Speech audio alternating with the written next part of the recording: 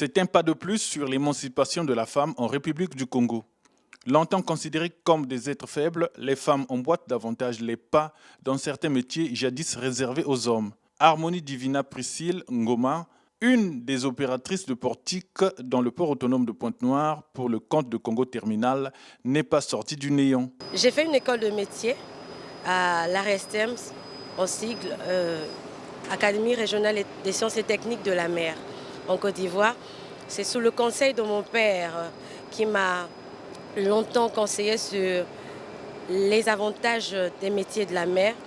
Et alors, là-bas, j'ai subi une formation en transit, consignation et armement. Formation qui donne à cette jeune femme, la trentaine révolue, des connaissances sur les armateurs qu'elle côtoie régulièrement. Donc je sais un peu ce qui se passe avant l'escale de navire, pendant l'escale de navire et après l'escale de navire.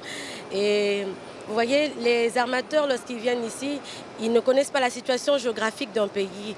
Ils ont besoin d'un représentant, celui qu'on appelle le consignataire. Donc ils ont beaucoup de besoins d'eau, besoin de carburant, besoin de vivres ou de nourriture et également tout ce qui concerne en fait le fret, qui est la marchandise, toutes ces activités administratives que doit répondre le consignateur. En fait, c'est un peu c'est un peu l'œil de l'armateur ici.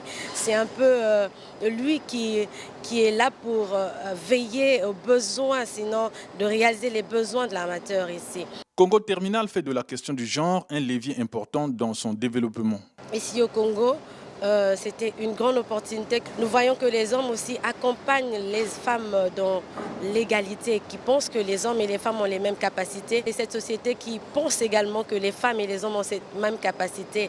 Et voilà là, une occasion qu'il a donnée aux femmes. D'abord, c'était un projet de compter les femmes sur les portiques.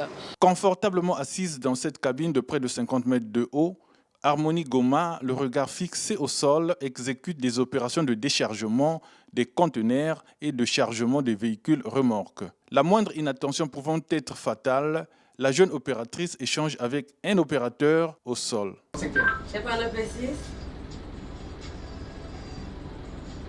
Bonjour. Chepano, jusqu'à présent, il n'y a pas de TS pour enlever le 45 pieds. Pardon, il mal le là. Je disais que jusqu'à présent, il n'y a pas de TS pour enlever le 45 pieds, Chepano.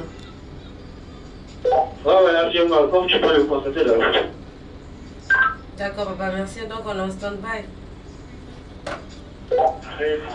Ok, restez au stand-by. Jusqu'à ce qu'ils vont dégager ce 45 pieds. Reçu, Chepano. Ce qui est vieux sous d'autres cieux paraît nouveau, étrange dans bien de pays africains. Être opératrice de portique, c'est un exploit pour ces dames qui ont su briser ce qui paraît comme un mythe congolais. Il n'y a pas de métier d'homme, il n'y a pas de métier de femme. Les femmes sont aussi capables de faire les mêmes métiers que des hommes. Et aussi, une femme peut même le faire mieux peut-être. Je suis fière d'exercer ce métier parce que je me sens autant capable qu'un homme, autant capable que tous les hommes ici d'ailleurs, qui exercent le même métier que moi. Ce message est une invite aux femmes qui sont prisonnières des vieilles conceptions. Et en quelque sorte aussi un message d'encouragement pour toutes ces femmes qui hésitent encore par rapport à nos cultures, notre mentalité à nous aussi. Et la femme qui était hier, qui se résumait juste à exercer des travaux ménagers, des travaux champêtres également.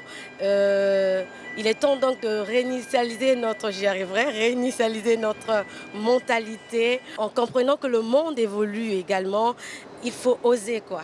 Cette dame qui a débuté sa carrière comme opératrice de portique a subi une autre formation de quelques jours, faisant d'elle une conductrice de grue. Bolloré a un centre de formation qui se trouve en Abidjan. Et voilà, le formateur arrive sur place et nous forme. La formation nous a pris 25 jours. Sur la dizaine de femmes ayant la maîtrise des engins lourds, cette société dont le champ d'action est le port autonome de Pointe-Noire compte 2 conductrices de grue mobile de 28 roues chacune. Avant de conduire la grue, j'ai fait une formation en comptabilité. Donc j'ai un BTS en comptabilité et voilà, ça n'a rien à voir avec la grue. Quand je suis arrivée à Congo Terminal, c'est ça qu'on m'a présenté. Et il n'y avait pas la comptabilité. On ne m'a pas dit tu es comptable, tu dois faire que la comptabilité. Non. Et on nous a demandé qu'il fallait expérimenter les femmes sur le RTG d'abord. Et la société a trouvé bon de mes compétences sur le RTG pour me transférer à la grue. Et voilà, aujourd'hui, je suis grutier. Cette grue mobile, dont la cabine est à 26 mètres du sol, supporte une certaine charge. Je vais prendre ce conteneur.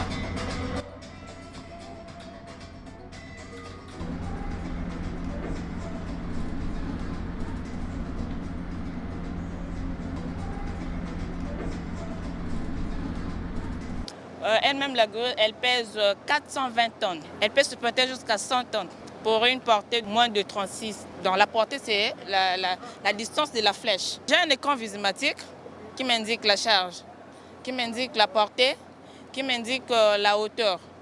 Donc c'est à travers cet écran qui me permet de me dire tu peux prendre cette charge ou tu ne peux pas. Parce que quand je ne peux pas, si c'est au-delà du poids, la machine déclare.